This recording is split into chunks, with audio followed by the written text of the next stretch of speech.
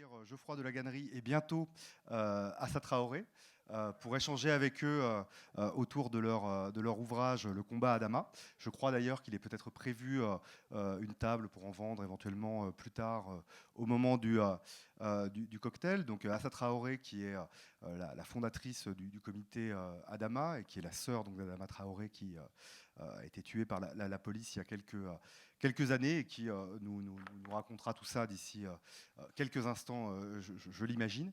Et Geoffroy de la Gannerie qui est sociologue et philosophe.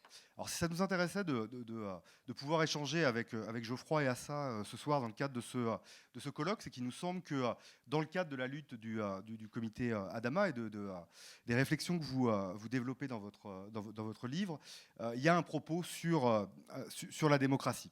Au fond, vous avancez notamment l'idée, et je pense que c'est aussi des idées que tu développes toi dans tes recherches, Geoffroy, que c'est bien souvent en regardant les marges qu'on peut comprendre la norme et l'ordre politique dominant, et que c'est dans ce cas à partir d'un cas particulier, la mort d'Adama Traoré, et le traitement réservé à votre lutte pour la vérité et la justice.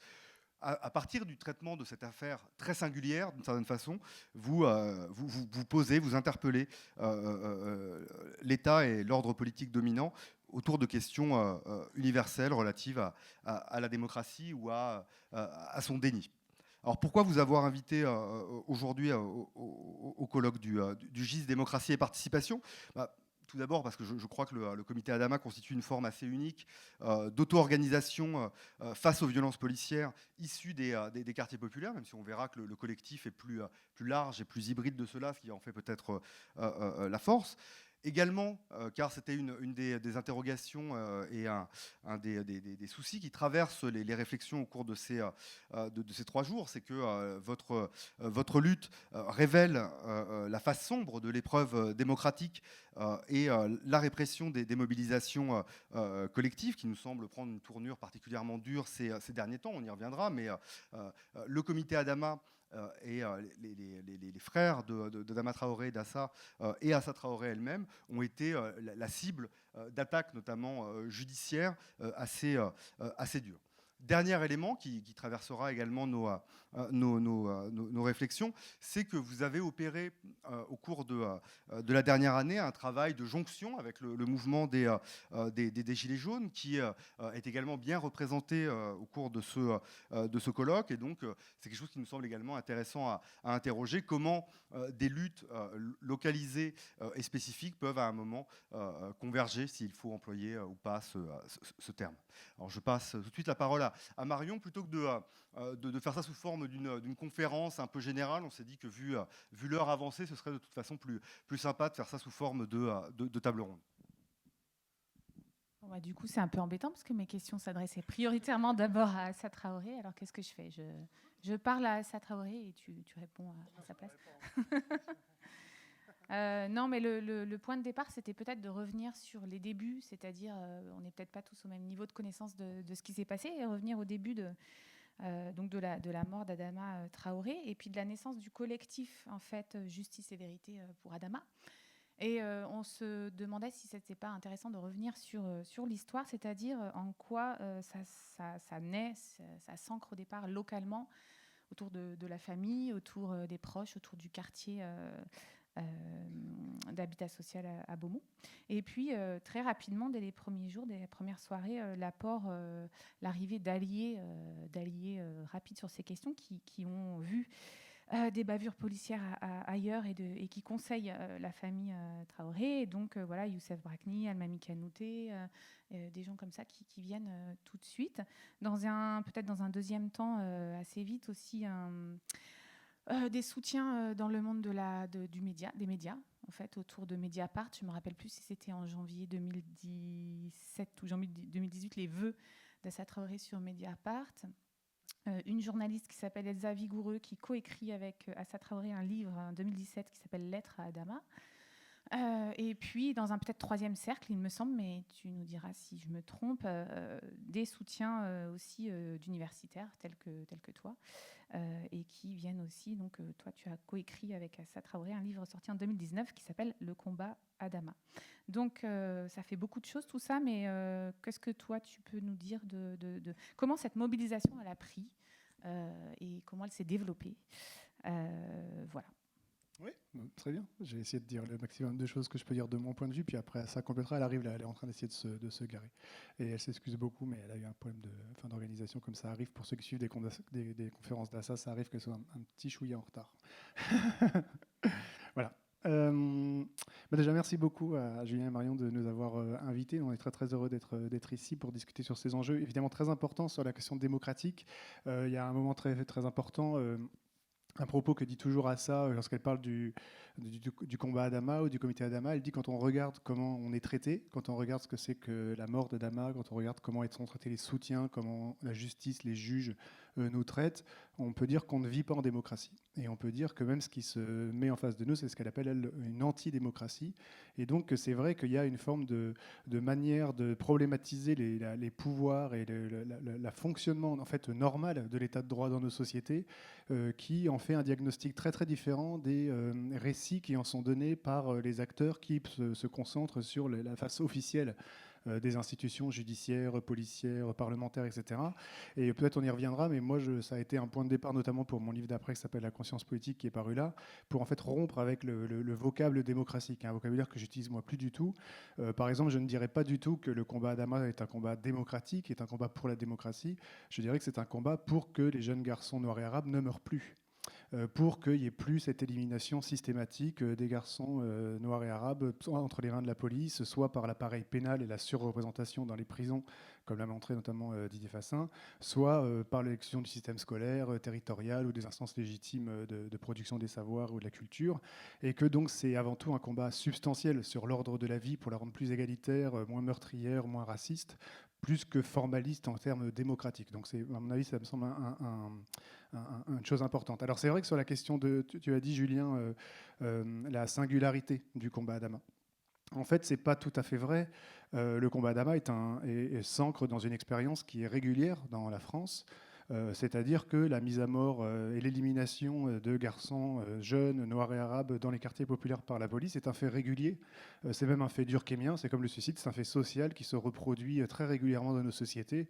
Il n'y a pas de statistiques officielles en France de meurtres de crimes policiers, mais on estime entre 10 et 15 par an le nombre d'individus qui meurent entre les mains de la police depuis les années 70, que ce soit directement par des techniques d'interpellation brutales, comme le cas d'Adama par la technique du plaquage ventral ou du pliage comme à l'Iziri, ou alors par la fuite, c'est-à-dire par le fait de se mettre en danger en fuyant la police qui rentre dans votre quartier, comme c'est l'homme et Matisse à Lille très très récemment, ou dans le quartier de Fives, ou alors Ziad Ebouna, qui est un cas typique. Et enfin, on peut dire que voilà, ce qu'a subi Adama Traoré, c'est ce qu'a subi Wissam El Yamni, c'est ce qu'a subi Malik Oussekine, c'est ce qu'a subi Ziad Ebouna, c'est ce qu'a subi Hossein Bourras. Enfin, il y en a des tonnes en fait, d'histoires comme ça. Et donc, c'est plutôt un fait régulier, un fait ancré. Et à partir du moment où on comprend que c'est pas... Si jamais c'était des accidents, eh bien, ce serait aléatoire, c'est-à-dire parfois ce serait des jeunes, parfois ce serait des vieux, parfois ce serait des blancs, parfois ce serait des noirs, parfois ce serait des femmes, parfois ce serait des garçons, etc. Mais en fait, c'est toujours des jeunes garçons noirs et arabes, Ibrahim Abba qu'on a vu récemment là à Sarcelles, etc.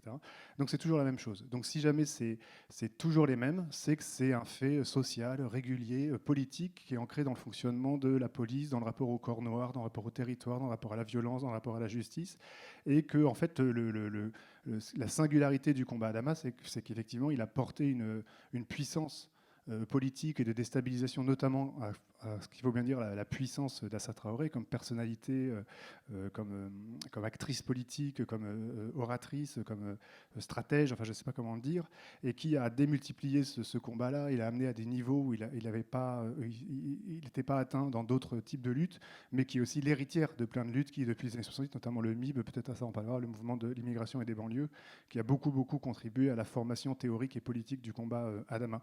Alors, pour ceux qui ne connaissent pas l'histoire d'Adama Traoré, donc là je réponds plus directement à ta question. Adama Traoré meurt le 19 juillet 2016 sur le sol en fait, de la gendarmerie de Persan.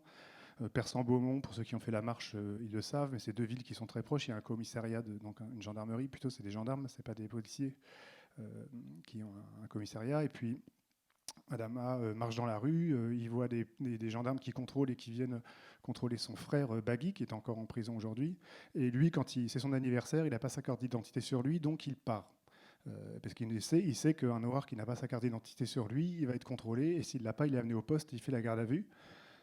Et puis les gendarmes, pardon, au lieu de le laisser partir, il n'est pas recherché, il n'est pas connu, il ne se passe rien, quoi. Et ben, décident de lui courir après. Ce qui est une problématique déjà très importante sur la question de l'ordre policier, c'est qu'est-ce qui fait que les policiers perçoivent un noir qui court ou un noir qui part comme quelque chose à attraper. Très souvent, on pose la question pourquoi est-ce que les jeunes garçons courent quand ils voient la police. Mais moi, je dis que la question qu'il faut poser, c'est pourquoi la police court après. C'est-à-dire quelle est la logique inconsciente de l'ordre policier qui est derrière, qu'il faut les rattraper, il faut les mettre en danger, il faut les pousser presque à se mettre en danger eux-mêmes. Donc les gendarmes lui courent après, arrivent à le rattraper, et donc lui applique une technique très violente qui s'appelle le plaquage ventral, où il prend 3 corps de gendarmes sur lui, c'est-à-dire 250 kilos. À ce moment-là, il perd connaissance, il urine sur lui, et au lieu de l'emmener à l'hôpital qui est juste à côté, il l'emmène dans la cour de la gendarmerie de Persan. Il fait 37 degrés ce jour-là. Il le laisse, ça le dit comme ça, comme un chien, dans la cour de la gendarmerie, face contre terre, menotté, alors qu'il a perdu connaissance. Hein. Et tout ça pendant sans doute des heures. Et puis il meurt là, dans la cour de la gendarmerie. Et effectivement, immédiatement, et c'est pour ça que le combat Adama, à ça, il assiste beaucoup. Et l'un des thèmes du congrès, c'était la question du local et de l'ancrage local des luttes. Et on pourra reparler même sur la question de la répression, parce qu'en fait, la répression, c'est pas la justice, c'est 2 juges qui ont mis en prison tous les frères Traoré. C'est les juges qui connaissent le directeur de la gendarmerie, qui connaissent la mer. Donc en fait, c'est pas la justice, c'est des gens très précis qui se connaissent et qui mènent une guerre en fait au combat Adama de façon locale. Je crois qu'il y a eu, ça le dit, 25 jeunes du quartier qui ont été emprisonnés depuis cette histoire, ou interdits de territoire, pour des tas d'histoires plus ou moins vraies d'ailleurs, mais même la question de la vérité est importante. Ce qui se passe tout de suite, c'est en fait des émeutes, enfin des révoltes, très très dures à Beaumont-Persan. Et en fait, l'acte de naissance du combat Adama, c'est la mobilisation des amis d'Adama, des jeunes du quartier, qui disent c'est pas possible, quoi. C'est-à-dire ils ont tué Adama, et qui réclament tout de suite la justice, enfin, ce qu'on dit rituellement, justice et vérité, quoi. Et donc le combat Adama, il naît d'abord d'une mobilisation locale. Et c'est là qu'effectivement viennent très vite l'influence comme ça brûle, ça attire des militants expérimentés comme Almami Kanouté, comme Youssef Brakni, comme Samir Eliès, lui un membre historique du MIB, qui viennent un peu voir, prendre la température un peu du quartier et qui disent aux jeunes il faut vous auto-organiser immédiatement. Il ne faut pas vous faire récupérer par des appareils militants préconstitués. C'est à vous de faire des conférences de presse, c'est à vous de faire un sit-in, c'est à vous de réclamer de voir le corps, c'est à vous de demander des expertises, des contre-expertises, etc. Donc il y a une conférence de presse qui se tient le lendemain de la mort d'Adama. À ce moment-là, Assa n'est pas là. Assa est en Croatie. Elle est assistante sociale à ce moment-là à Sarcelles, et elle est avec des jeunes dont elle s'occupe. Donc elle n'est pas au début de l'affaire Assa. C'est les jeunes vraiment du quartier et qui constituent le socle à partir duquel se crée une confrontation avec le juge. Ce qu'il faut comprendre, c'est que le fait même qu'il y ait une mobilisation et le fait même qu'on soit là aujourd'hui à en parler, c'est un scandale dans une société d'état de droit, puisque normalement, quand vous êtes victime d'un meurtre, le procureur vous représente. C'est-à-dire que normalement, le procureur est chargé dans une société de porter la plainte contre les coupables, d'enquêter, d'établir la vérité. Or, dans les affaires de crimes policiers, en fait, le procureur se met du côté des coupables, se met du côté des gens qui sont désignés, donc des gendarmes. Le premier procureur de Pontoise ment sur la cause de la mort, en disant qu'il est mort parce qu'il était alcoolique et parce qu'il avait des médicaments dans son corps et parce que je ne sais pas quoi, alors que dès la première autopsie, il y a la question de l'asphyxie qui est dite par le médecin. Donc le procureur ment. Et en fait, ce qu'il faut bien comprendre, c'est que normalement, Assa Traoré ne devrait même pas exister. Non seulement parce que Adama n'aurait pas dû mourir, mais parce qu'ensuite, en fait, il devrait y avoir un procureur qui poursuit les gendarmes, qui établit la vérité, qui soutient la famille, qui tout ça. Et en fait, effectivement, dès que ça touche à la police, et c'est pour ça que c'est un révélateur, comme tu l'as dit, Julien, très important de la vérité de nos sociétés politiques, tout s'inverse. En fait, tout s'inverse. Le procureur ne se met pas au service des victimes, mais des coupables. Les juges ne vont pas vouloir chercher la vérité, mais vouloir inventer ce qu'on appelle des mensonges d'État sur les causes de la mort. Les médecins vont inventer des mensonges d'État, etc. Lorsque la famille veut assister à un conseil municipal pour savoir ce qui s'est passé, pour protester contre la maire, etc. de Beaumont, alors que c'est un droit d'assister à un conseil municipal, ils sont empêchés par la police d'y assister, ils sont gazés devant le parvis de la mairie, il y a une expédition punitive dans le quartier le soir même, etc. Et donc c'est comme un monde qui ne répond à aucune c'est un ensemble de pratiques qui ne répond à aucune comment dire, des définitions qu'on se donne normalement des institutions et de leur rôle. Et donc c'est un révélateur très puissant en fait de deux choses, qui est le statut comment dire, extraterritorial que la police ou la gendarmerie occupent dans nos sociétés. C'est-à-dire que dès que la police ou la gendarmerie sont en jeu, quand il y a à choisir entre la vérité, la justice, le droit et la gendarmerie, les institutions choisissent toujours de défendre les forces de l'ordre. Et c'est-à-dire qu'on voit de manière très claire en fait que la police continue à occuper une position extra-juridique par rapport à l'ordre du droit, qu'elles échappent à l'ordre de l'état de droit, ce qui veut dire, enfin selon moi d'ailleurs, que c'est comme si tout le monde avait incorporé le fait que comment dire, il fallait que quelque chose échappe au droit pour que le droit soit possible. Cette chose s'appelle la police. Ce qui signifie que, et moi je crois que c'est important de le penser, qu'au fond, les gens qui tiennent des positions institutionnelles savent que l'ordre politique ne tient pas par la reconnaissance, comme on le croit beaucoup en sciences politiques ou en philosophie politique, par la légitimité, par l'adhésion, mais ça tient par la force coercitive. Et que c'est la police qui tient en fait l'État beaucoup plus que le droit ou la reconnaissance du droit ou la légitimité des institutions, et que donc défendre l'État, c'est défendre la police et pas défendre le droit. Et qu'en fait, il y a une espèce de critique pratique des mythes de la théorie politique habermasien, de la légitimité, ou même weberien d'ailleurs, en montrant qu'en fait le fondement de l'ordre politique n'est pas la légitimité mais la police, et que donc il faut que la police échappe au droit pour que le droit puisse fonctionner. Ça, c'est un coin très important d'interrogation de notre inconscient. Moi, alors je sais pas si je crois que j'ai répondu à peu près aux questions. Pour rebondir, et ça vaut peut-être le coup de discuter aussi de ça avant que Hassan arrive, mais pour prolonger la question de Marion, en fait, une des interrogations qu'on peut avoir, c'est que, comme tu le disais très justement, des morts sous les coups de la police, il y en a quasiment tous les mois depuis des décennies, et d'hommes noirs et arabes très majoritairement. Il y a également des luttes contre les violences policières depuis très longtemps. Tu évoquais le MIB et même plus récemment, il y a eu des mobilisations comme Urgence Notre Police Assani. Une question qu'on peut se poser, c'est qu'est-ce qui fait que le comité Adama a aussi bien marché? Qu'est-ce qui fait, au regard de l'histoire des luttes des quartiers populaires et contre les violences policières, pourquoi cette fois-ci ça prend? Alors il y a peut-être la question de l'ancrage local qui a été évoquée, il y a la question des alliances, à la fois avec certains réseaux militants, éventuellement avec des alliés au sein des champs médiatiques et universitaires. Il y a peut-être, tu t'en as déjà dit quelques mots, mais la figure d'Assa Traoré qui vient incarner quelque chose à un moment. Donc voilà, et au regard de...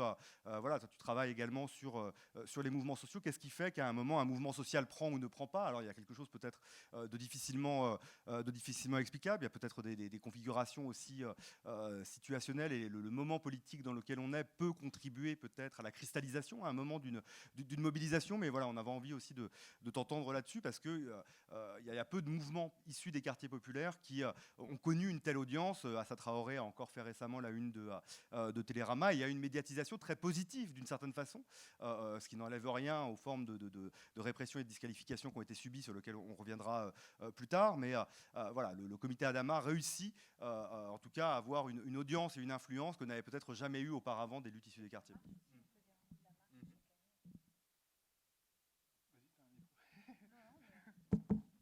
C'était juste aussi pour y avoir participé à la dernière en juillet dernier, le succès, le nombre de personnes qui se déplacent et qui viennent chaque mois de juillet pour commémorer la mort d'Adama Traoré, et qui marchent de la gare de Persan jusqu'au quartier de Beaumont. Voilà. Alors, moi, je vais répondre un peu différemment, parce que qu'est-ce que c'est que marcher pour un mouvement? Qu'est-ce que c'est qu'un mouvement qui a du succès des beau, mais qui devient puissant ou qui devient fort?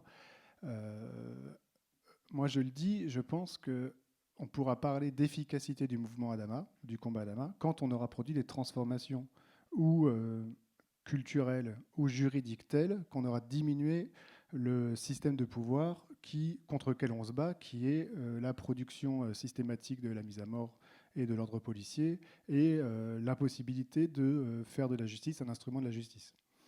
Tant qu'on n'a pas gagné ça, on n'a pas gagné. Tant qu'on n'a pas interdit les techniques d'interpellation, tant qu'on n'a pas interdit le contrôle d'identité, pas seulement le contrôle de faciès, mais le contrôle d'identité, tant qu'on n'a pas interdit à la police de courir derrière qui court, bref, tant qu'on n'a pas sauvé des vies, on n'a pas gagné.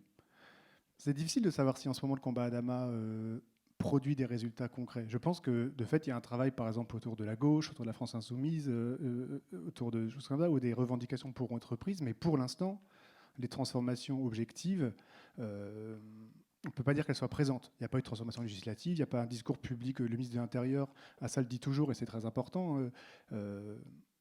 Quand les gendarmes qui ont tué Adama, ils ont été décorés par Bernard Cazeneuve. Il est ministre socialiste de l'Intérieur. La première visite de Bruno Le Roux, quand il est nommé ministre de l'Intérieur, c'est à la gendarmerie de Persan. Enfin, de l'Isle-Adam, mais c'est les mêmes. Jamais Hassan a été reçu par un ministre. Jamais ils lui ont même serré la main, jamais ils lui ont dit bonjour, jamais ils ont conçu que, en fait, ils se pensent pas du tout comme au service des gens et des victimes, mais ils se pensent au service de la police. Et, enfin, c'est la théorie de Foucault, que la justice est de la police, etc. Mais cette idée que l'État considère qu'il faut défendre les siens et que les siens, c'est la police et pas Assa Traoré. Ça, pour moi, je le dis, ça montre que l'État fonctionne comme un gang. C'est-à-dire, en fait, il y a les siens, on les défend quoi qu'il arrive, mordicus, etc. Et on fait tomber des peines contre ceux qui protestent. C'est un comportement de gang et pas d'état de droit. Donc effectivement, est-ce qu'on a changé ça? Je ne suis pas sûr que Castaner, par exemple, aujourd'hui, se comporterait très différemment s'il y avait un mort dans les quartiers populaires. D'ailleurs, on sait qu'il ne le fait pas. Donc voilà, moi, je dirais même les choses comme ça. Je dirais que le succès public d'une mobilisation peut être une forme de déviation par rapport à l'efficacité pratique. Il y a beaucoup d'exemples de mouvements qui sont vraiment connus, qui sont publics, etc., et qui ne produisent pas des transformations concrètes. Un exemple classique aux États-Unis, c'est la question de l'incarcération de masse des Africains-Américains. Depuis Jim Crow, enfin depuis les années 70, on le sait, c'est vraiment un sujet qui est débattu aux États-Unis, qui est connu, qui est reconnu, qui est renseigné, tout le monde en parle à la télé, c'est au cinéma, c'est partout. Il n'y a eu aucune transformation légale réelle du statut des Africains-Américains ou des Noirs américains aujourd'hui dans le traitement par l'appareil répressif d'État ou par les juges ou par la police. Black Lives Matter n'a pas non plus changé véritablement les choses, notamment parce que tous les policiers sont acquittés, etc. On pourra reparler de cette question-là d'ailleurs. Mais donc, c'est pas parce qu'un sujet devient dominant culturellement que les choses changent. C'est pas parce que on convainc l'opinion publique que les transformations concrètes s'opèrent. Et enfin, il y a plein d'exemples de ça. Enfin, c'est ce que dit très très bien Michel Alexander dans le livre The New Jim Crow, qui a été traduit sur le livre La couleur de la justice, que j'invite tout le monde à lire, qui est le plus grand livre sur la prison depuis Surveiller et punir de Foucault, où elle dit qu'en gros, le mouvement des droits civiques a réussi à abolir la discrimination, enfin plus que la discrimination d'ailleurs, la ségrégation légale dans les États du Sud dans les années 60, mais que comme en fait n'a pas été changé le système raciste culturel, institué dans les pratiques, dans les mœurs, dans les représentations, eh ben, la ségrégation, elle s'est reproduite à travers la guerre à la drogue, qui en fait était un instrument pour pouvoir rediscriminer les Noirs, ouais. Pour pouvoir rediscriminer en fait les Noirs, puisqu'on ne peut pas discriminer quelqu'un légalement, sauf s'il est criminel. Quand quelqu'un est étiqueté comme délinquant, alors il peut être interdit de voter, interdit de se loger, interdit d'être social, etc. Et donc en fait, la théorie très très belle de Michel Alexander, c'est que la victoire juridique et publique du mouvement des droits civiques, n'ayant pas en fait changé les structures racistes de l'ordre américain, a permis que cette structure se reproduise à travers le fonctionnement normal de la justice pour recréer aujourd'hui ce qu'elle appelle un système de ségrégation aussi puissant que sous Jim Crow, sauf qu'il est totalement légal et légalisé. Et comme elle le dit souvent, il y a plus de Noirs aujourd'hui en prison qu'il y avait de Noirs esclaves, il y a plus de Noirs interdits de voter aujourd'hui qu'il y avait de Noirs interdits de voter sous Jim Crow, etc. Et donc ça n'a pas du tout empêché que ça se reproduise. Donc c'est pour ça que moi, la question du succès d'un mouvement m'interroge. Enfin, tu vois, c'est une question très compliquée. Et ça interroge les stratégies de la gauche. Parce que c'est vrai qu'à gauche, on pense qu'on a du succès quand on fait la une de Télérama. Non mais c'est vrai quoi, qu'on a du monde dans une manif. Mais la droite, elle fait pas ça et elle gagne. La droite, elle a des stratégies de conquête du pouvoir qui sont très souvent silencieuses, qui sont très souvent souterraines, qui fonctionnent soit par des techniques d'infiltration, de transformation des cerveaux, de choses comme ça.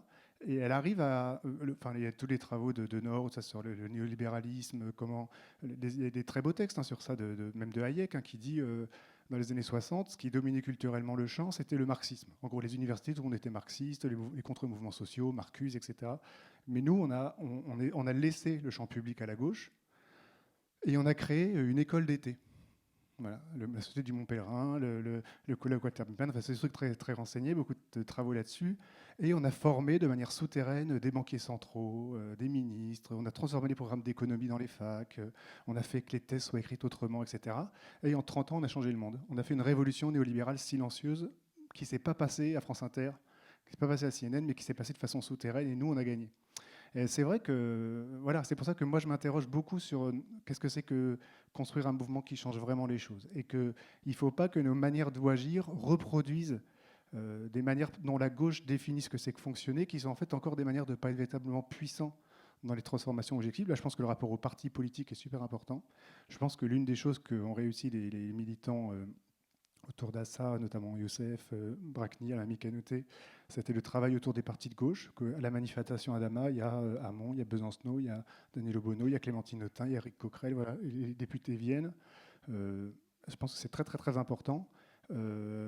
Mais on verra les effets quand il y aura des transformations réelles. Et tant qu'il n'y aura pas de loi qui change la police et la gendarmerie, moi, je ne dirais jamais qu'on a marché pour l'instant. Alors peut-être après, je ne sais pas si on va poursuivre là-dessus, mais après, je pense que la capacité, les effets des mouvements sociaux, c'est aussi la capacité à mettre à l'agenda des questions qui ne l'étaient pas jusqu'alors. Et je pense quand même qu'on n'a jamais autant parlé de violences policières qu'aujourd'hui. Après, de là à ce qu'il y ait des transformations de politique publique réelles, on n'en est pas là.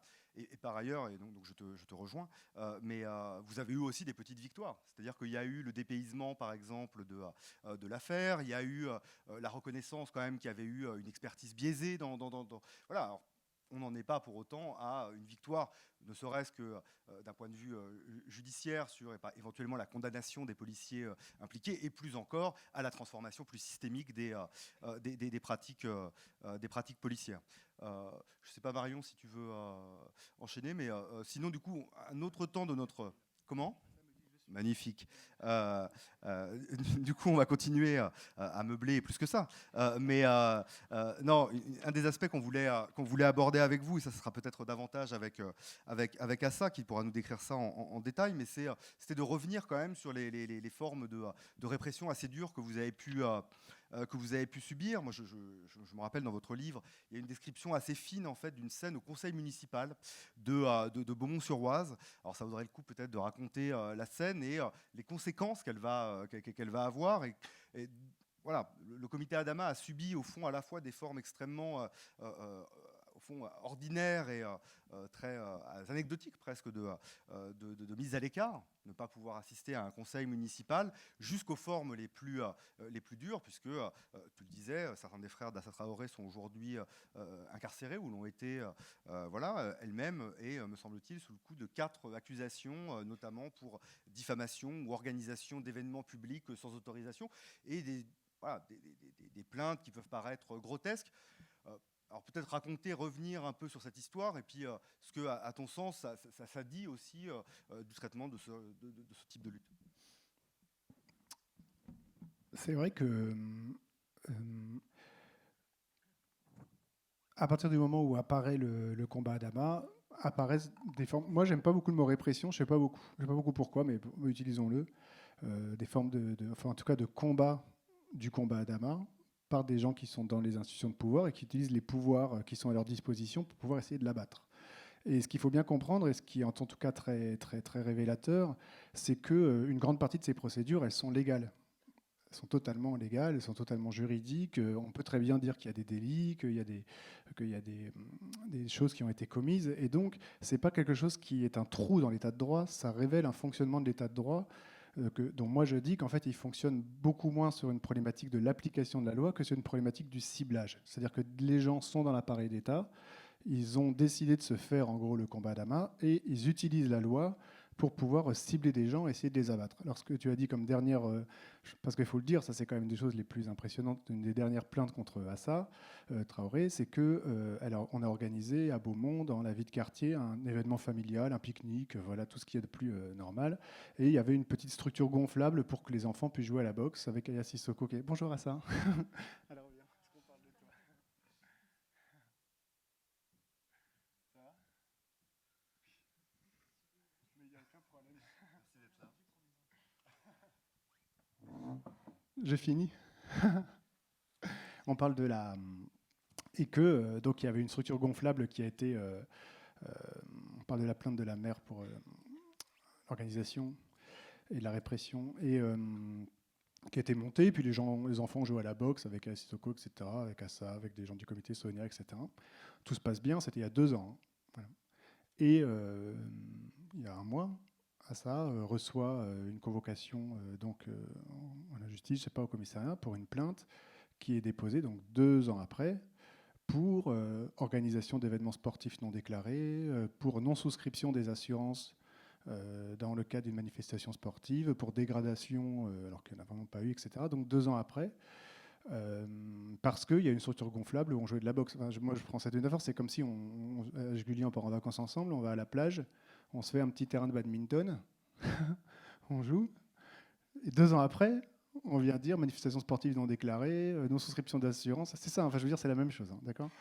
Bon, ça, à la limite, ce qui est très intéressant, c'est de comprendre à ce moment-là quelle est la logique du droit. C'est que la logique du droit est un instrument qui donne du pouvoir soit à la maire, soit à la police, soit au procureur, pour se dire de quelle manière je peux sélectionner parmi l'ensemble des délits possibles un certain type de délit pour cibler Assa Traoré et pour l'abattre. C'est-à-dire que le droit ne fonctionne pas selon une logique de « il y a eu un délit, on l'applique ». Et moi, je dis toujours, nous commettons tous des délits tous les jours. Il y a des millions d'illégalismes qui sont produits dans une société à chaque instant, qui sont par définition non réprimables dans leur ensemble.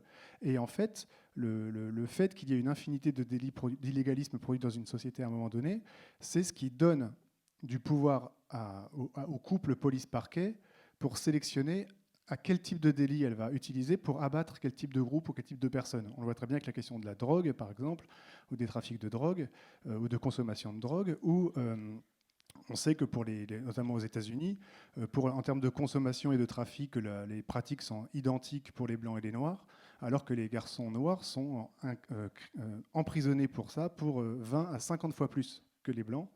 Et donc, vous pouvez citer aussi le livre d'Alice Goffman, On the Run, sur cette question-là. En fait, la police sélectionne, lorsqu'elle est confrontée à des délits, les noirs qu'elle fait rentrer dans l'appareil répressif d'État et les blancs qu'elle laisse tranquilles et qu'elle dit tu te calmes, etc. Et en fait, la police opère un tri en permanence.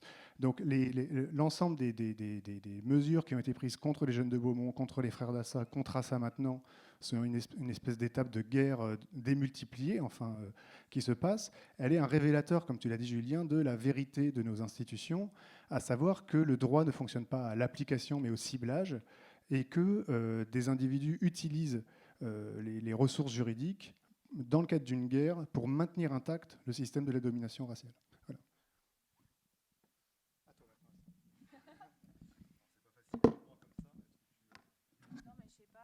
Juste dire à Assa Traoré bonsoir, merci d'être enfin arrivé. Et puis ce qu'on a fait jusqu'ici, c'est qu'on a reparlé du début, en fait, comment le mouvement, comment le comité était né, avec un ancrage local, avec toute la famille autour le quartier, des militants qui sont arrivés très vite, qui étaient issus du mouvement Immigration Banlieue, et puis des alliés aussi dans le monde des médias, des alliés intellectuels, enfin tout comment... Enfin, ce qui nous a intéressé, c'était comment ça avait pris. Donc, on a déjà un peu raconté tout ça, et la mort d'Adama et les circonstances. On a parlé aussi des formes de toutes les attaques judiciaires, toutes les formes de répression. Donc, je ne sais pas si tu veux réexpliquer des choses. Et on voulait arriver à la fin, parce qu'il nous reste 20 minutes à peu près.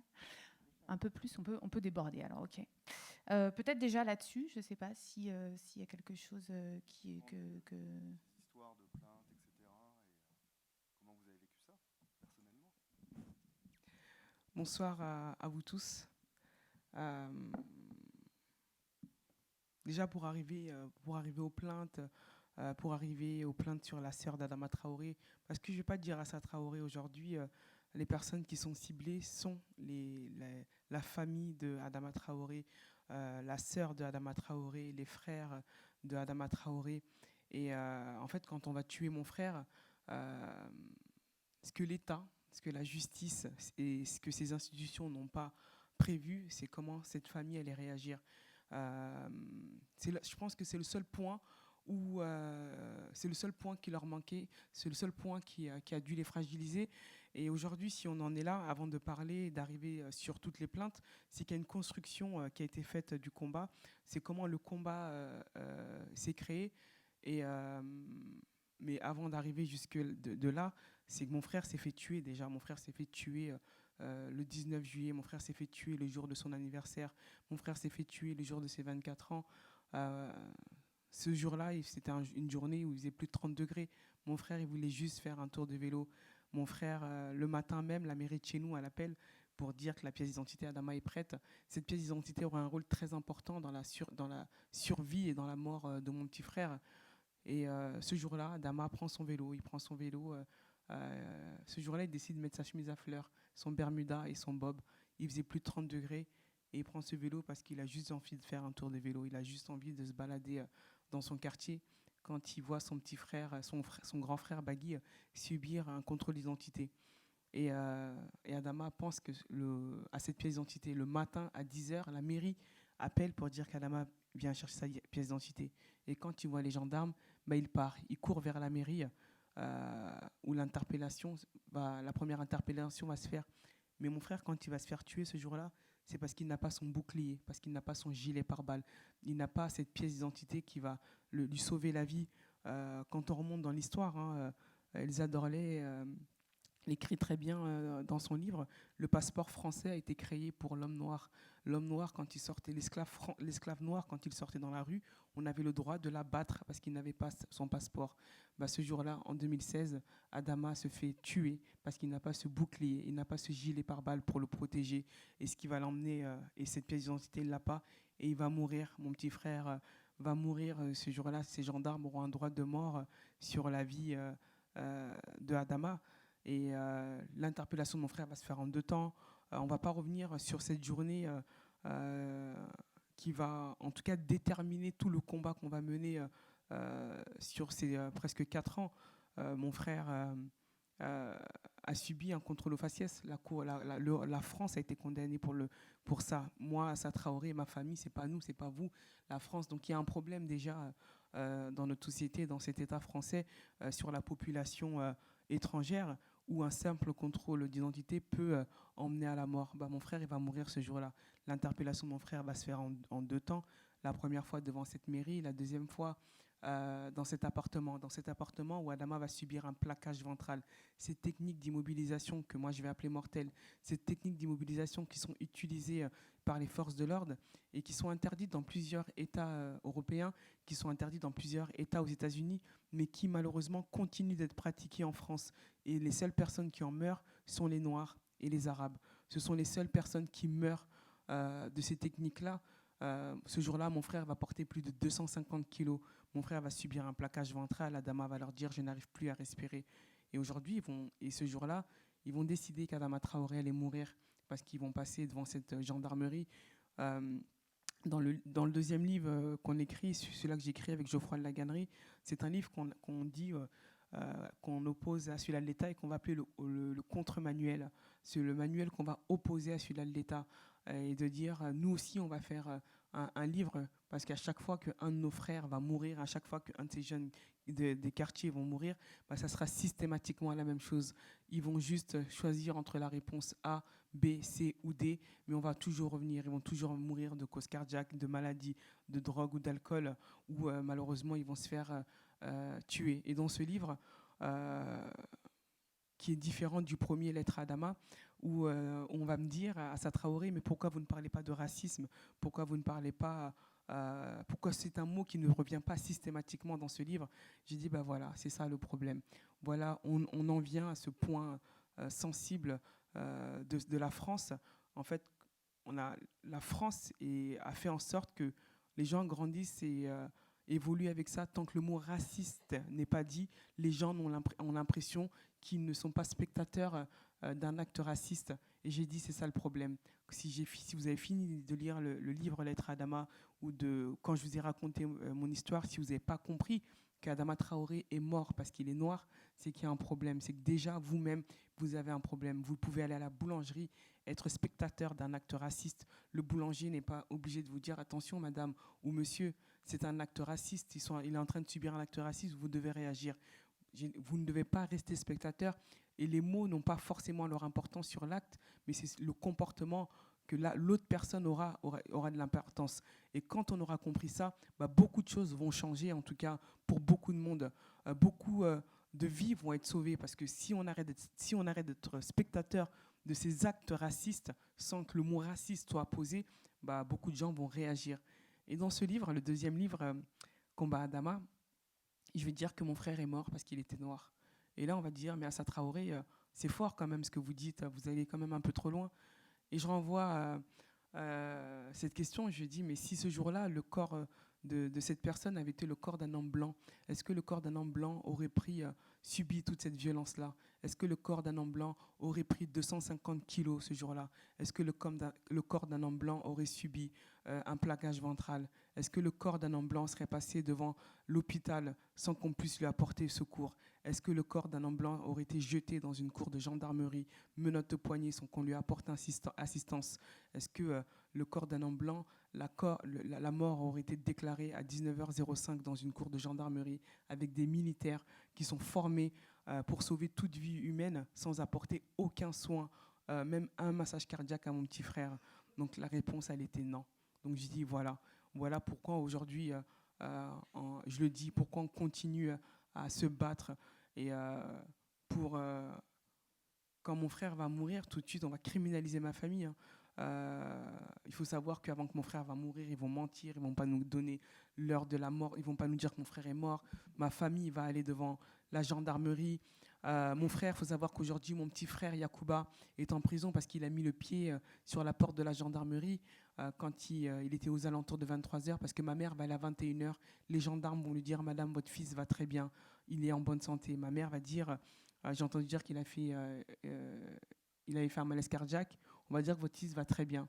Et ma mère va dire cette phrase qui va prendre sens aujourd'hui. Elle va dire, s'il arrive quelque chose à mon fils, je porterai plainte contre vous. Tout le monde va arriver. Mon petit frère Yacouba, qui sortait tout juste du bac, qui venait tout juste d'avoir 18 ans, ce jour-là, il va mettre son pied devant la porte de la gendarmerie, il va voir un gradé et il va dire, je veux voir Adama. Et ils vont le faire rentrer avec ma mère. Et là, on va dire à ma famille, si on vous dit quelque chose, est-ce que vous allez mal le prendre? Et ma famille va dire non, parce que pas une seule seconde, on pense à la mort, mais même pas une fraction de seconde. Et là, on va apprendre la mort de mon petit frère. Mon frère va se jeter sur le gendarme. Ma mère va hurler, va se jeter par terre. Les gendarmes vont venir, ils vont les sortir de force, ils vont ouvrir la porte et ils vont gazer toutes les personnes qu'il y avait devant. Il faut savoir qu'on va venir chercher mon frère le 19 juin 2017 pour intrusion et violence le jour de la mort de mon petit frère, et on va le mettre en prison. Et mon frère va être condamné pour ça. Voilà comment, en tout cas, l'État est répressif. Et dans ce livre, on parle beaucoup de comment ils vont s'asseoir autour d'une table et comment ils vont partager la part du gâteau entre la justice, les juges, entre les expertises, entre les procureurs et les gendarmes ou les policiers, où ils vont en tout cas faire un beau gâteau pour nous emmener sur un non-lieu. Sauf que dans le combat Vérité, Justice, Adama, on va faire front, on va faire bloc. On dit depuis le début que dans ce combat, nous sommes devenus soldats malgré nous. En fait, c'est eux qui ont créé des soldats en nous, parce qu'en face de nous, on a une machine de guerre qui n'a ni sentiment, qui n'a ni état d'âme, qui n'a ni remords, où les coups sont très forts, où les coups sont puissants, où les coups font très mal. Et quand on va criminaliser mon frère et qu'on va dire qu'Adama Traoré est mort de cause cardiaque, d'infection très grave, alcool et drogue, on va dire c'est faux. On va se mobiliser dans notre quartier. Il faut savoir que si on est là aujourd'hui, à Saint-Denis, si le combat Adama est devenu un combat national, si le combat Adama est devenu un combat international, il faut savoir qu'on a des comités à chaque... Aujourd'hui, on essaie de créer des comités un peu partout. Juste pour revenir à l'importance d'être national et international, quand on dit Assa Traoré est devenu porte-parole des violences policières, je leur dis non, je ne suis pas porte-parole des violences policières, je ne suis pas porte-parole des quartiers, je suis la porte-parole du combat de mon petit frère. Et à travers le nom de mon petit frère, tout ce qu'on pourra changer, tout ce qu'on pourra faire, ce que le nom de Adama Traoré va révolutionner, on le fera.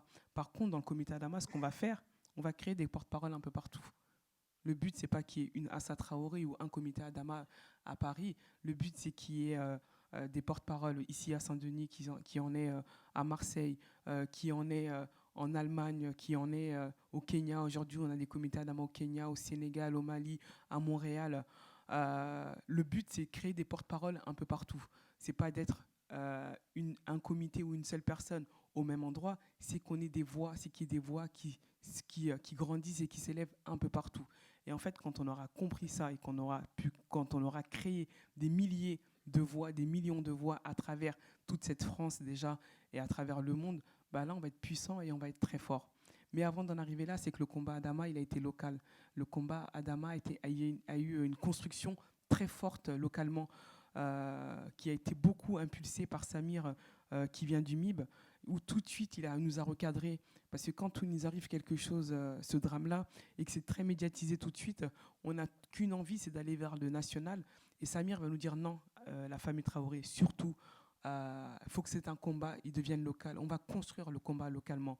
Bah, pendant 1 an, ce qu'on va faire, le comité Adama ne va pas aller forcément vers l'extérieur, mais on va faire en sorte que les gens de l'extérieur viennent dans notre quartier. On va faire des événements, dont l'événement dont Geoffroy a parlé, événements de boxe. On va faire des barbecues géants. On va mettre des structures gonflables pour les enfants. On va faire des tournois de foot pendant 1 an. Et à chaque fois, on va inviter les gens. On va faire des événements où les gens vont venir à Beaumont, où ce combat va se construire localement avec les habitants de Beaumont, avec la jeunesse de Beaumont.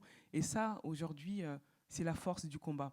Parce que le comité a une base solide qui est le comité, le local. Mais tout ça, ça se paye. Ça se paye, tout ça. Parce que mon frère, quand il va mourir en 3 semaines, donc on va emmener la vérité sur leurs mensonges. La première expertise, il faut savoir qu'avant qu'elle sorte, on va dire que on va nous convoquer à la préfecture de Cergy-Pontoise et on va nous dire que nous savons que vous êtes des musulmans et que dans la religion musulmane, vous enterrez le corps dans les 3 jours. Et on s'est permis de contacter l'aéroport Roissy-Charles de Gaulle et la compagnie Air France. Le corps de votre petit frère peut partir dès demain et sera enterré selon les rites islamiques. On va les regarder, on va dire, en fait, en face de vous, vous avez des produits français. Oui, nous sommes noirs. Oui, on a une double culture, on a une origine en plus. Mais en fait, les personnes qui sont devant vous, ce ne sont pas nos parents. Ce sont nous qui avons grandi dans ces écoles-là. On a mangé à la même cantine, on a mangé les mêmes frites, pour reprendre les expressions de M. Sarkozy. On a regardé les mêmes dessins animés. Et en fait, ces enfants français vont vous dire non. Et on va leur dire non. Adama, il est aussi français. Il sera peut-être enterré en France et on va demander cette contre-autopsie qui va dire que mon frère n'est pas mort de cause cardiaque, ni infection très grave, ni sous l'emprise de l'alcool, ni de la drogue. On va demander à ce que le procureur soit muté. Yves Janier sera dessaisi de l'affaire. On va demander à ce qu'il y ait un dépaysement. L'affaire sera dépaysée et va arriver en janvier à Paris avec 3 juges. Mais tout ça se paye. Tout ça se paye. Et elle va se payer très fortement avec une lourde répression, acharnement de la part de la justice et de l'État. Tout d'abord, on va commencer, parce que là on parle de 4 plaintes sur moi, mais les toutes premières plaintes, elles commencent très tôt sur moi. Elles commencent en octobre 2016, où sur le plateau de Mouloud Achour, j'ai dit que la mère de chez nous s'était mise du côté des gendarmes. Donc elle va vouloir porter plainte tout de suite, mais il y aurait tellement une grosse, forte mobilisation des habitants de chez nous, où on va faire bloc, où on va dire ça va durer 1 mois et demi. Je ne sais pas si vous vous en rendez compte, ça va durer 1 mois et demi. Et on a dit tant qu'on ne rentrera pas au conseil municipal de la mairie, on ne lâchera pas. Ils ont barricadé toute la ville. Beaumont est une petite ville de 10 000 habitants. Donc quand on ramène plus de 400 à 500 gendarmes, quand on ramène des hélicoptères, ça se voit très vite. Donc un rapport de force est installé tout de suite avec eux, la mairie, les gendarmes et les habitants. Et on va finir par y rentrer dans cette gendarmerie, mais sauf que ça va se payer très fort. Mes frères vont aller en prison. J'ai un de mes petits frères qui est là, Youssouf, qui est sorti cet été, où il a fait plus de 1 an et demi en prison. Il a déjà fait 3 semaines, il est sorti. On l'a remis en prison, il a fait 1 an et demi. On a mis 4 de mes petits frères en prison. Youssouf va aller en prison avec Bagui il va ressortir. Bagui va rester en prison. Il faut savoir que Bagui est le témoin principal dans la mort d'Adama. C'est lui qui était là au moment de l'interpellation. C'est un témoin qu'on va vouloir isoler, c'est un témoin qu'on va vouloir fragiler psychologiquement. On va le mettre en prison. Aujourd'hui, mon frère va comparaître aux assises. La date va être donnée sur l'événement du 3 décembre. C'est un procès qui va durer 2 semaines. 60 gendarmes portent plainte contre Bagui pour tentative d'assassinat. Et ensuite, on va mettre tous les frères d'Adama Traoré en prison. C'est une façon de décrédibiliser le combat. Mais leurs mensonges sont tellement énormes que c'est dans l'opinion publique, ça ne passe pas. Et leur acharnement a fait un effet contraire. Plus ils nous attaquent, plus on a de force et plus on a de soutien. Et quand ils ont compris que ça ne pouvait pas ralentir le combat, parce que le combat, on demande juste la vérité et la justice. C'est un combat juste qu'on demande. On ne demande pas autre chose. On va s'attaquer à la sœur d'Adama Traoré. Alors je pense que je suis la fille des quartiers populaires qui a eu le plus de plaintes en moins de temps. J'ai eu 4 plaintes en 2 semaines, dont une mise en examen qui se sont enchaînées très rapidement. Mais comme j'ai dit au début, ce qu'ils n'ont pas, le point faible dans ce dossier-là, c'était la famille Traoré. Parce que la famille Traoré a une cellule familiale très forte. Ils ont compris tout de suite que si on touchait à l'un, ça pouvait nous affecter très rapidement. Mais ils n'ont pas compris qu'on faisait bloc quoi qu'il arrive. Et que personne, en tout cas, pouvait entrer entre nous. Et ce bloc, il tient encore aujourd'hui avec tous mes frères et sœurs. Donc on va porter plainte contre la sœur d'Adama Traoré et où on va mettre 4 plaintes, dont une mise en examen. Le 19, donc mardi prochain, j'aurai les dates de mes procès. Donc voilà en tout cas comment cet État répressif et autoritaire va sévir très rapidement. Et tout à l'heure, tu m'as demandé comment est-ce que j'ai pris ces plaintes-là, mais en fait, ça veut dire qu'on a touché où ça faisait mal. Ça veut dire que là, on est dans un tournant qui est fort. On est dans un tournant puissant qu'on doit prendre. Là, ils sont dans une phase de déstabilisation où ils vont faire actionner cette machine de guerre, mais c'est une phase où ils ont peur, c'est une phase où ils ne contrôlent pas, c'est une phase où ils vont faire tomber leur masque, parce que ce qu'on dénonce depuis presque 4 ans, aujourd'hui, ils le montrent au grand jour. Et donc c'est un tournant qu'il faut prendre avec force, c'est un tournant qu'il faut prendre très ensemble et très nombreux, parce que ça veut dire qu'on y arrive, ça veut dire qu'on touche à un point sensible, ça veut dire qu'on touche à un point très sensible de ce système répressif et autoritaire, mais on ne lâchera pas. Ça veut dire que je ne sais pas comment ils nous ont profilés, mais ils ont très très mal profilé, parce que si c'était le cas, ça fait très longtemps qu'on aurait lâché le combat. Aujourd'hui, le combat Adama, on ne le lâchera jamais. Comme je dis, c'est un combat pour tous les Adama Traoré, même si demain, par contre, quelque chose qu'il faut tenir en tête, c'est une personne qui a peur, un État qui a peur, une machine de guerre qui a peur, c'est une machine qui peut être dangereuse. Demain, on peut venir frapper à ma porte et me mettre en prison. Ça, c'est fortement possible. Et je ne dis pas que ce n'est pas possible, parce qu'il faut toujours faire attention à des personnes qui ont peur. Et ça peut être une façon on va venir, peut-être qu'un jour, vous allez apprendre qu'Assa Traoré a été mis en garde à vue ou a été mis en prison. Et comme j'ai dit, c'est un combat aujourd'hui, un combat pour tous les Adama Traoré.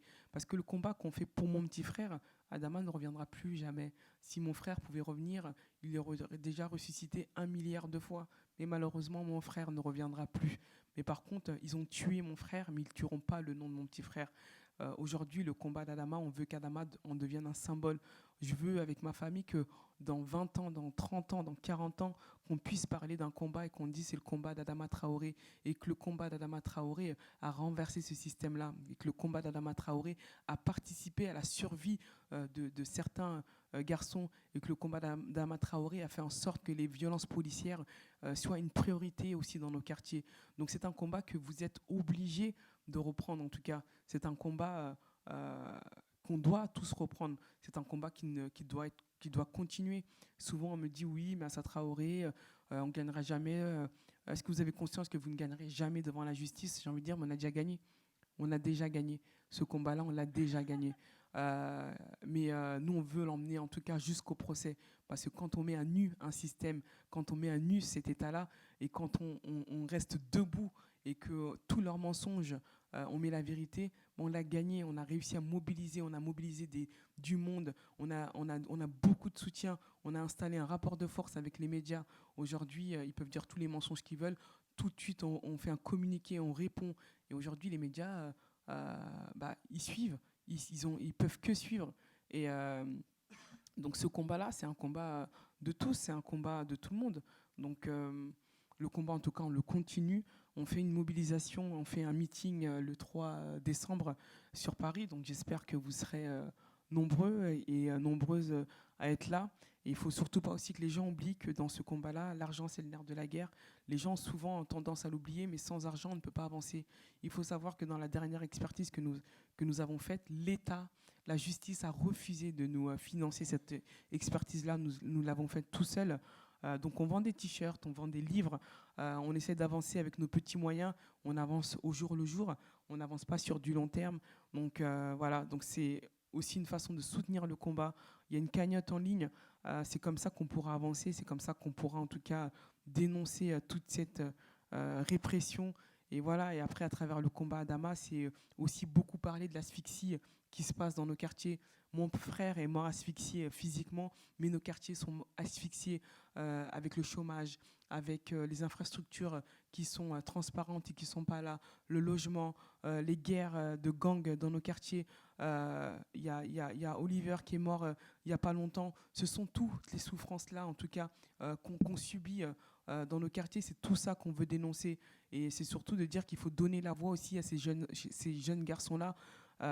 J'ai fait une interview, je vais finir sur ça, où on me demande, Assa Traoré, que pensez-vous de la journée de la femme?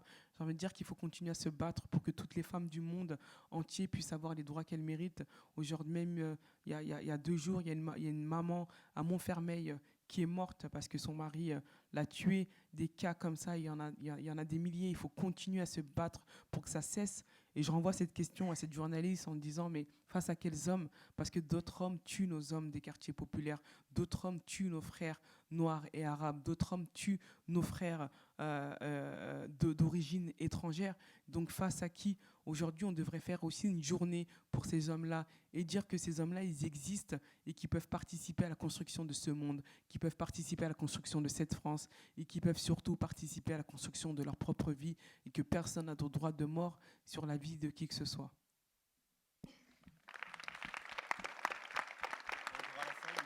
Oui. Super intéressant parce qu'avant que tu arrives, on a commencé à discuter sur est-ce que c'est un succès, le combat Adama, le comité Adama, est-ce que c'est un succès ou pas? Il y avait discussion, c'est un succès d'une certaine manière parce qu'il y a beaucoup de monde autour, il y a beaucoup de médiatisation, mais tant que... Edouard Geoffroy disait, tant qu'on n'a pas changé les institutions, tant qu'on a ce système qui perdure, on n'a pas complètement gagné. Alors donc, en fait, il y a plusieurs niveaux de succès, je pense, mais il y a une forme de succès quand même déjà qui se fait. Donc, il y a des questions peut-être dans la salle?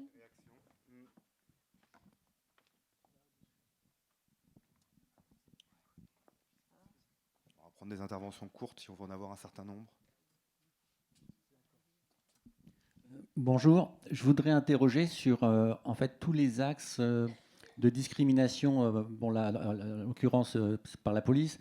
Donc là, on a insisté sur le racisme anti-noir et anti-arabe, mais en même temps, on voit qu'il y a aussi du sexisme, c'est les hommes, du lagisme, c'est les jeunes qui sont violentés. Je pense qu'en France, c'est peut-être interdit de faire les études. Donc là, on a parlé des Noirs et des Arabes. Peut-être les Asiatiques, on entend moins parler, sont moins violentés. Ce serait intéressant de savoir pourquoi. Là, j'ai cherché des statistiques là-dessus, j'en ai pas trouvé. Ce que j'ai trouvé, c'est sur les États-Unis. Donc peut-être là, on a le droit de faire les études et pas en France. Je lis juste là ce qu'on peut trouver sur discrimination selon les races, selon les sexes. Les hommes noirs ont 2,5 fois plus de chances que les blancs d'être tués par la police. Chez les femmes, ce taux est de 1,4. Les Amérindiens ont approximativement 1,5 fois plus de chances d'être tués par les forces de l'ordre que les blancs. 1,6 fois pour les Amérindiennes. Là, déjà, un paradoxe, c'est les femmes qui sont plus tuées chez les Amérindiennes que les hommes. La probabilité chez les hommes d'origine hispanique est 1,4 fois plus grande. En revanche, les femmes hispaniques ont légèrement moins de chances d'être tuées par les policiers que les blanches. Là, c'est hyper paradoxal. Les femmes d'origine d'Asie et d'Océanie présentent le risque le plus faible. Bon, ça, on pouvait s'y attendre intuitivement sans savoir pourquoi. Donc voilà, c'est pour interroger si vous avez des réponses sur les raisons. Il y a aussi les aspects, bien sûr, sociaux. On n'a pas pas de statistiques ethniques en France, ce qui peut évidemment expliquer des choses.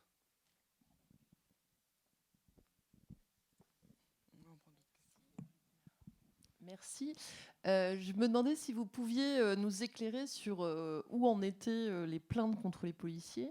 Vous avez dit que c'était dépaysé, mais pour ceux et celles qui ne connaissent pas, est-ce que vous pouvez nous... Voilà.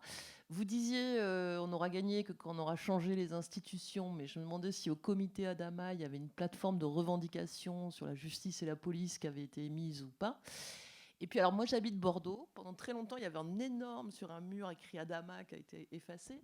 Mais ça me fait penser, toutes choses égales par ailleurs, hein, les Où est Steve qui étaient vraiment sur tous les murs de France. Et je pense que c'est une modalité d'action qui a été très efficace et qui, même quelques années après, le serait encore. Je pense à ça parce que voilà, il y avait ces grandes lettres Adama qui ont été effacées. Mais voilà.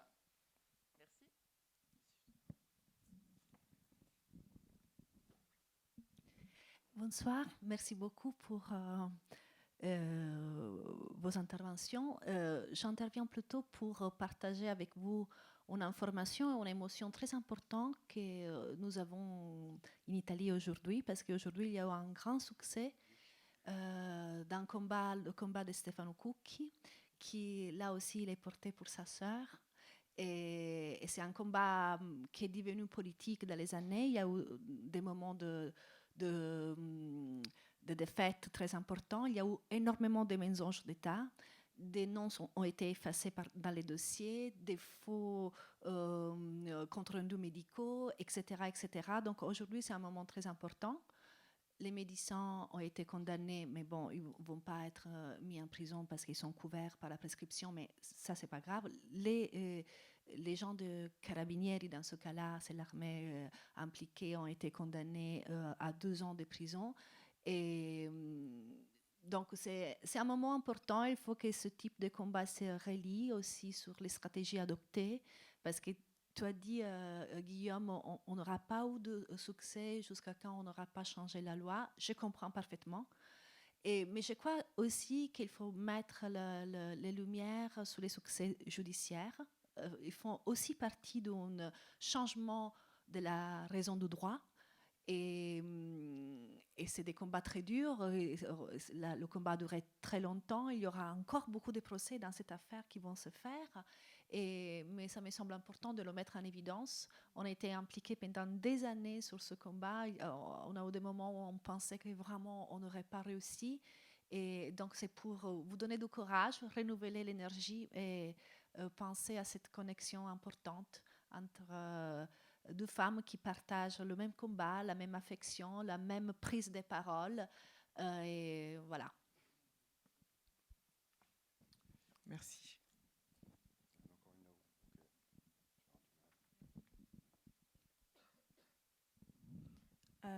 Alors déjà, moi, c'était pour vous dire merci pour les explications. Moi, je suis originaire de Nantes et j'ai beaucoup suivi donc, notamment le parcours d'Assa Traoré depuis 2016. Et c'est important, comme vous l'avez expliqué, notamment dans vos propos, de ne pas lâcher l'affaire. Parce que moi, j'ai perdu aussi un ami à moi, au nom d'Aboubacar Fofana, l'été dernier, donc le 3 juillet 2018 à Nantes, qui était aussi décédé, excusez-moi, j'ai un peu d'émotion, par un policier. Donc il avait reçu une balle au niveau de la gorge. Il était âgé de 22 ans. Et c'est vrai qu'avec nos amis, justement, aussi, on a le mouvement pour lui rendre hommage ou combattre toutes sortes de bavures policières. On n'a pas forcément été assez fort. On n'a pas eu cette vision de continuer sur le long terme, parce que c'est vrai qu'on a un peu l'impression qu'il y a cet échec, il n'y a personne qui nous écoute forcément, que ça ne va pas marcher parce qu'on attend et ça ne bouge pas forcément. Et c'est important, comme vous avez pu le dire justement, de ne pas lâcher l'affaire, même si les gens à côté nous disent mais ça ne marchera pas. Voilà, c'était vraiment important, je pense, comme vous l'avez ressorti, et puis voilà, de l'entendre. Une dernière question peut-être ?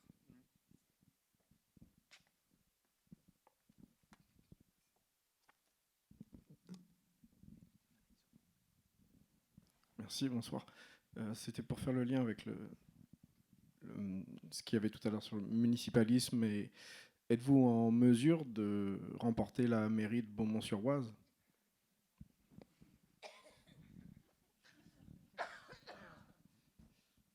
J'en profite moi aussi pour poser une dernière question, mais on avait prévu, on l'avait un peu abordé au début, ce serait intéressant de revenir sur les conditions du travail en commun avec le mouvement des Gilets jaunes, comment ça s'est opéré. On imagine quand même bien qu'entre le comité Adama et les Gilets jaunes, c'est quand même pas forcément les mêmes sphères de vie au départ. Et donc comment cette jonction s'est opérée, puisque assez vite vous avez rejoint le mouvement. Moi je me rappelle, on était ensemble avec Marion à la marche l'été dernier, mais le discours qu'avait fait Maxime Nicole à la tribune était quand même assez frappant et émouvant, où il avait dit pardon d'une certaine façon, de nous rendre compte qu'aujourd'hui de ce que vous subissez depuis des années, des décennies dans les quartiers populaires.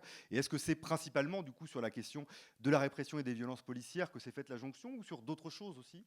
Et voilà, donc revenir un petit peu sur cette expérience-là, même s'il y a beaucoup de choses et qu'il ne reste pas beaucoup de temps et que tout le monde attend avec impatience le cocktail où on pourra poursuivre nos échanges.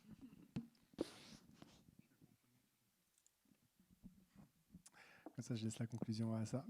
Alors, je prends dans le désordre en fonction, et puis à ça répondra à cette question.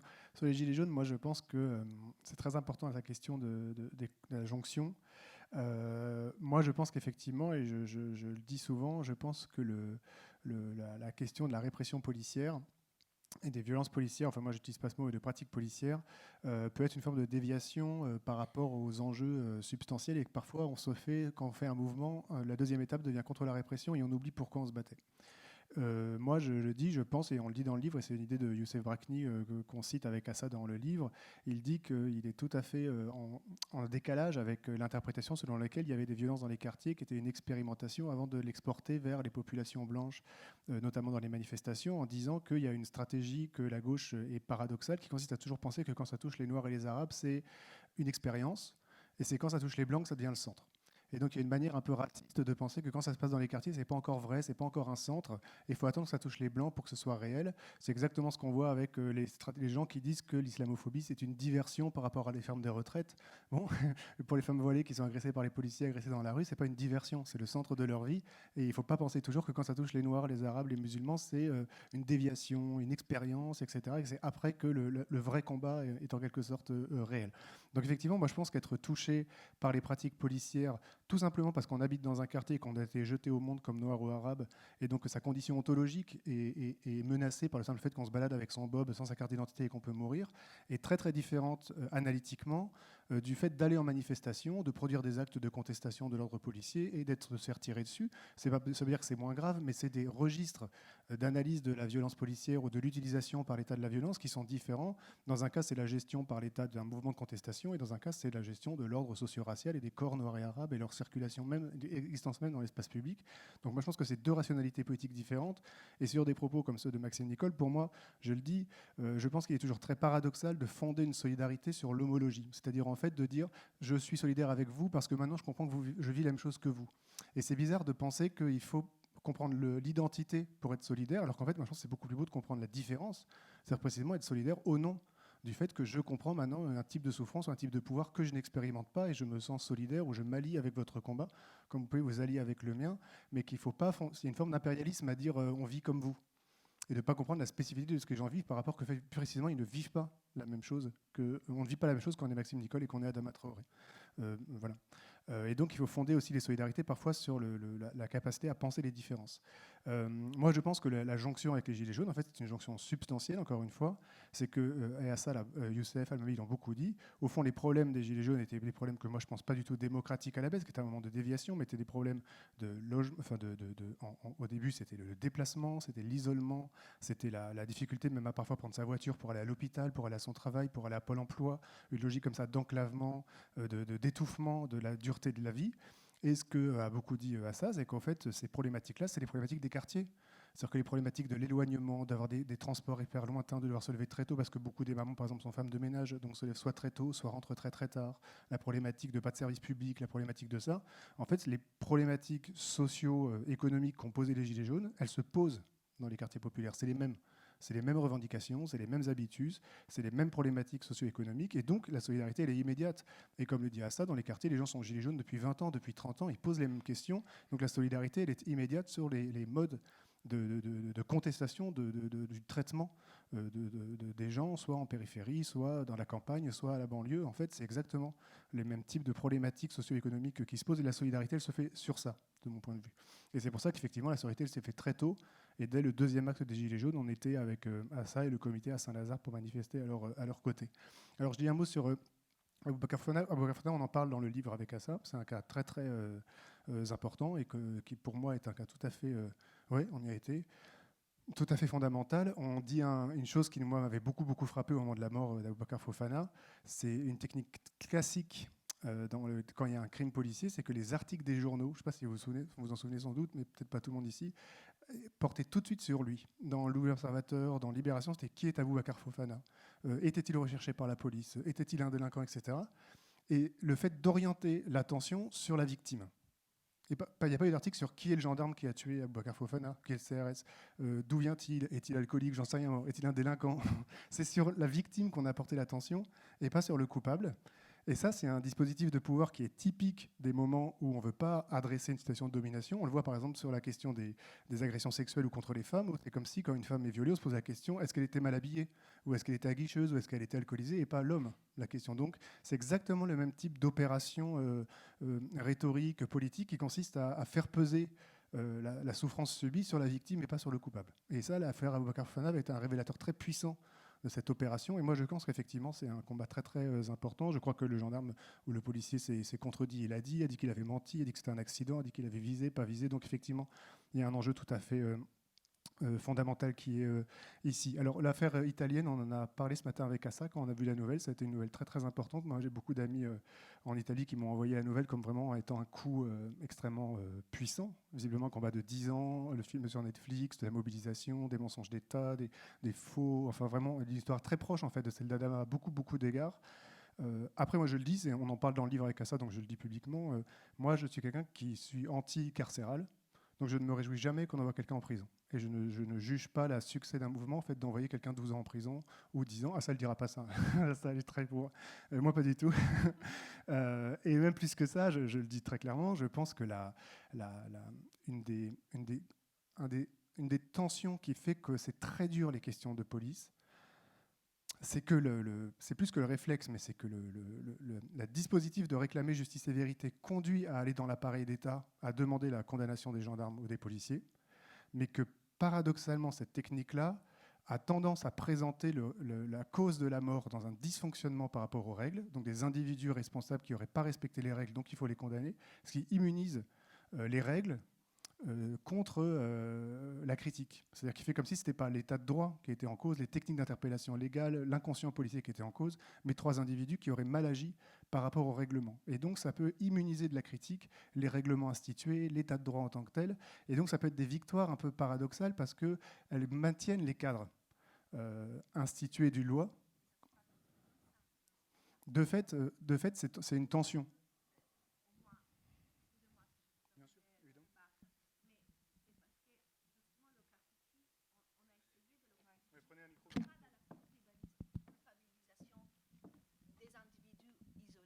En montrant beaucoup les mensonges d'État, les connivences, les alliances internes. Donc, le succès judiciaire n'est pas dans la condamnation d'un policier ou d'un autre, mais dans le démantèlement de tout l'appareillage. Et c'est plutôt après, les médias, ils peuvent en parler autrement, mais la construction qu'on a essayé de faire aussi, les arguments, beaucoup de garantistes ont travaillé autour de ce cas et on a essayé justement de déplacer la question au-delà des individus qui portaient la culpabilité de cette action et en montrant l'appareillage. Donc c'est plutôt comme ça qu'on fête cette journée aujourd'hui. Non, mais parfait. Alors c'est absolument... Je ne connais pas parfaitement le cas, même très peu en vérité. Et donc effectivement, si c'est... Mais c'est vrai qu'il y a une tension quand même entre les deux pratiques et qui reste difficile. Parce que moi, j'avais dit, par exemple, à la limite, si les gendarmes ne sont pas condamnés, c'est pire pour l'État. Parce que c'est-à-dire que l'État reconnaît qu'il est légalement normal d'avoir tué Adama Traoré. Donc l'État s'incrimine globalement dans les lois comme étant criminel. Et donc, à la limite, le non-lieu est encore pire pour l'État que la condamnation des gendarmes. Parce que c'est une criminalisation de l'État de droit, d'un point de vue politique. Donc voilà, c'est une question qui est importante. Et puis même éthiquement, est-ce qu'il faut demander la condamnation et la violence d'État pour lutter contre la violence d'État? Voilà, c'est une question qui est tout à fait importante. Là, je te laisse conclure. Il y a eu plein de questions. Pour revenir au monsieur, moi j'ai été à Montréal. Et à Montréal, le racisme est beaucoup suivi sur les Amérindiens. C'est énorme. Donc ici, quand on va voir, c'est pas le même cas de figure. Là-bas à Montréal, ils vont beaucoup parler des discriminations de logement, de délinquance et d'éducation sur la population noire et sur les Amérindiens. Un racisme très profond où les gens vont même... il faut même disparaître, il y a des kidnappings. Là-bas, c'est très...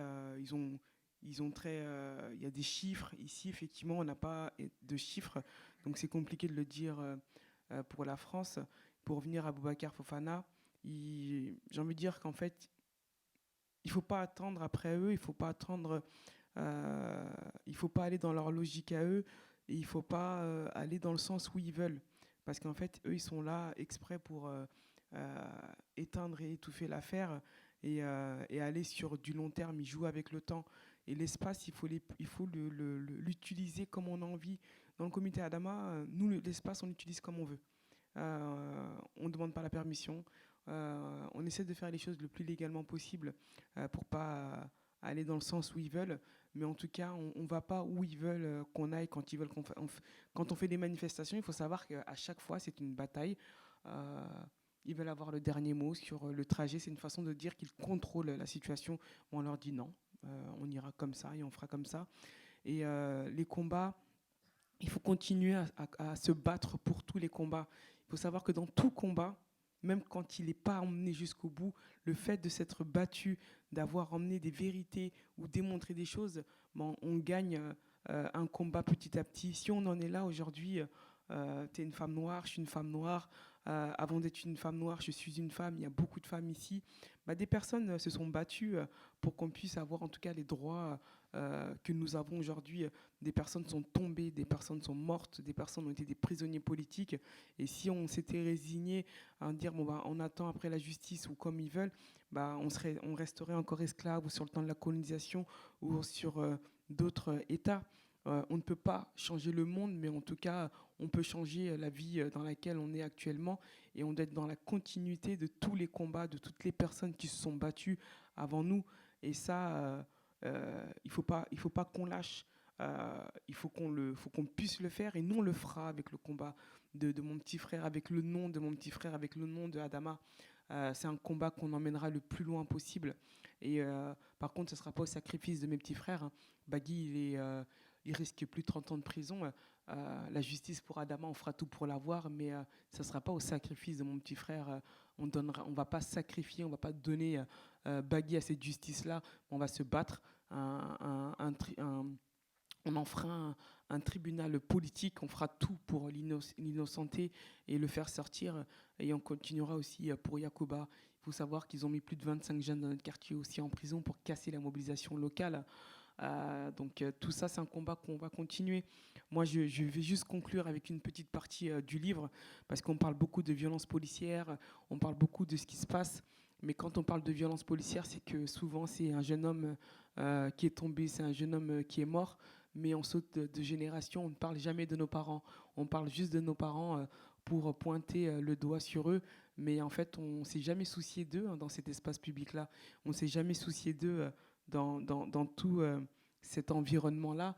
Mais pour parler de Adama Traoré, avant Adama Traoré, il y a les parents de Adama Traoré.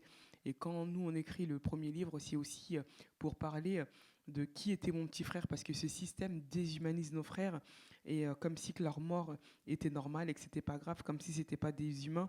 On dit que Adama Traoré, comme tous les Adama Traoré, ils ont une histoire.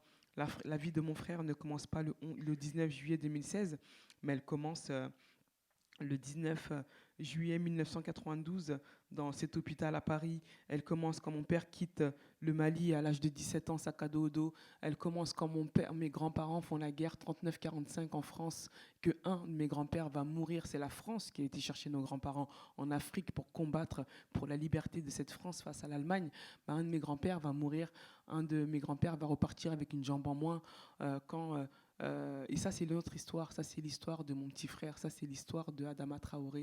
Et il faut savoir que quand on tue tous ces jeunes garçons, quand toutes ces personnes-là dans les quartiers, ils ont tous une histoire. Sauf que c'est la France qui ne veut pas de leur histoire. Parce que la France a un problème déjà avec l'histoire de l'immigration, a un problème avec l'histoire de la colonisation, a un problème avec l'histoire de l'esclavage. Donc, ils ne peuvent pas nous accepter. Ils ne peuvent pas accepter notre histoire. Juste nos prénoms, ils ont une histoire. Nos noms de famille ont une signification. Et quand je dis à la jeunesse ou à toutes ces personnes-là, je dis, vous êtes quelqu'un? Est-ce que tu sais, la dernière fois, on a été dans un quartier à Bagnolet, je crois que c'était un jeune qui disait qu'il s'appelait Diakité. Je lui dis, mais tu sais d'où ton nom il vient? Tu es un guerrier. La signification de ton nom, c'est que tu es un guerrier. Quand tu sais ce que ton nom veut dire, l'histoire de ton nom, tu es quelqu'un dans cette société-là. Ton nom a une histoire. Des griots chez nous font des louanges de nos familles.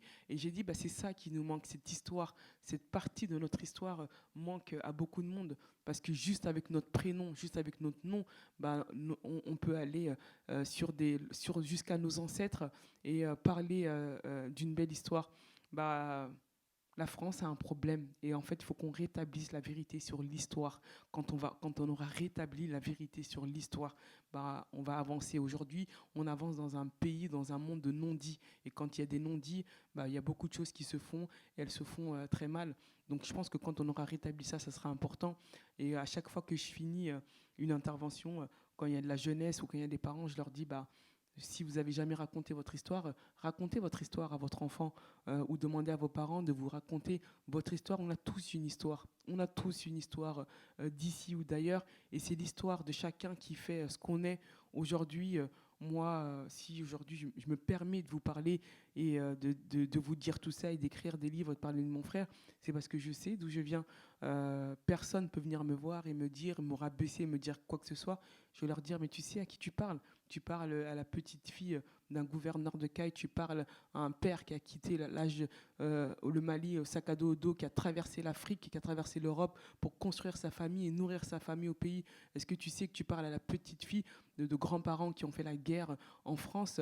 Et ça, c'est mon histoire, et ça, c'est l'histoire. Et quand on sait d'où on vient et qui on est, toutes les personnes qu'il y a devant nous, on leur marche dessus, et le combat, on le porte. Et ça, c'est important. Et ça, c'est une arme, c'est une des armes les plus puissantes et les plus importantes qu'on peut avoir, c'est de connaître son histoire et de savoir qui on est quand on sait d'où on est et que juste quand tu sais que ton nom veut dire cette signification-là, tu te sens fort. Quand tu marches dans la rue, tu marches la tête haute, tu marches avec dignité, tu marches avec honneur et tu dis, moi je suis quelqu'un dans cette société-là et mon nom elle a une histoire. Moi, je vais juste finir sur les mères. On a fait une très grosse partie sur les mères, sur les pères. Je vous laisserai découvrir si vous, en tout cas, vous avez l'occasion de lire le livre. Moi, mon père a une place importante dans notre éducation. Il est mort quand on était très jeune, mais aujourd'hui, il a fait tout ce que nous sommes devenus aujourd'hui. Et peut-être que si mon père avait été vivant, peut-être que mon frère ne serait pas mort aujourd'hui. Peut-être que mes petits frères n'auraient pas été dans un monde comme si ils ne pouvaient pas, comme si on ouvrait dans une forêt qu'il fallait se démerder tout seul. Aujourd'hui, il n'est pas là. On lui rend hommage à travers ce combat-là. Et donc voilà. Donc ça serait une petite partie, parce que c'est plusieurs pages. Mais c'est pour dire que dans nos combats, on doit faire honneur aussi à nos parents qui se battent, où souvent on pointe le doigt sur eux sans connaître leur histoire, sans connaître ce qu'ils ont vécu. Et en fait, ils font tout pour qu'on puisse réussir. Mais le monde, il est dur dans lequel on est. Les mères, on devrait faciliter leur mode de vie pour qu'elles puissent être dans l'espace public. Parce qu'en fait, elles sont tellement dans le travail qu'elles sont comme absentes. On ne les voit plus. Elles n'ont pas le temps. Le système fait qu'elles doivent travailler tout le temps. Le système fait qu'elles doivent travailler tout le temps pour nourrir leurs enfants, payer le loyer, payer l'électricité. On parle beaucoup des jeunes, mais on ne s'occupe pas d'elles. Heureusement que les associations de quartier sont là, quand même. On saute toujours une génération. Aujourd'hui, on va parler d'Adama Traoré. Mais qui se soucie de la mère d'Adama Traoré? Qui s'est soucié de la mère d'Adama Traoré ou de savoir si elle était bien où elle vit, si elle avait des structures qu'elle voulait? Je ne sais pas, moi. Si elle fait de la couture, est-ce qu'on s'est soucié de savoir si elle fait de la couture, un club de lecture ou autre chose? Qui se soucie de ces mamans? On a l'impression que ces mamans-là n'ont pas de loisirs. Elles ne sont là que pour aller travailler, rentrer, donner à manger aux enfants. En France, à propos de la femme musulmane, par exemple, on va renvoyer, oui, la femme musulmane, elle n'a pas de droit, elle est dans la soumission de l'homme. Mais en même temps, la France veut renvoyer quoi à ces femmes-là? Aller travailler, payer l'électricité, payer le loyer. Parce que si tu ne payes pas ton loyer, tu es dehors. On leur enlève des congés, on leur enlève des allocations. C'est-à-dire que vous leur enlevez tous leurs droits. Quels droits vous leur donnez? Quelle place importante vous leur donnez en fait? Et en plus, après, on va tuer les enfants de ces mères-là. C'est une très grande partie sur les mamans pour expliquer, c'est de dire, est-ce que la mère d'Adama Traoré ou de toute cette génération-là, est-ce qu'on s'est déjà soucié de savoir qui s'était occupé de ces mamans-là, qui s'était soucié de leur loisir, si elles avaient quelque chose? Non, en fait, parce qu'on saute toujours de génération. Et en fait, quand on parle d'eux, quand on pointe le doigt sur eux, ça veut dire qu'il est déjà trop tard. Quand on parle de nos parents, c'est qu'il est déjà trop tard. On ne va jamais parler d'eux de façon de dire est-ce que Madame Untel du 5e étage, quand elle a déposé ses enfants, des associations, elles sont là, elles essaient de faire survivre ces quartiers, mais c'est assez dur. Donc, je ne vous lirai pas tout le reste parce que c'est assez long, mais c'est important de prendre en tout cas toute la configuration d'une famille dans un combat. On parle aussi des 3 morts de la famille Traoré. Les 3 morts de la famille Traoré, c'est mes arrière-grands-parents dans la guerre de France, mon père, chef dans le bâtiment qui a travaillé dans l'amiante, qui est mort, et Adama Traoré qui est mort.